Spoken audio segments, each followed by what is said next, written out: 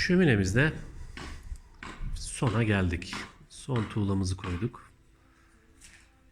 Şöyle bakalım. Menfezimizi bıraktık. Bu şekilde bahsetmiş olduğum odunluğumuzu da bu şekilde yapmış oldum. Bu tarafında da bir menfezimiz var. Şu bölgede soğuk hava girişimiz olacak. Üstte de en üst köşemizde de ısı odasının üstünde biriken sıcak havayı tahliye edecek küçük bir delik daha bıraktım. Yani sonuç itibariyle böyle bir sonuç çıktı ortaya.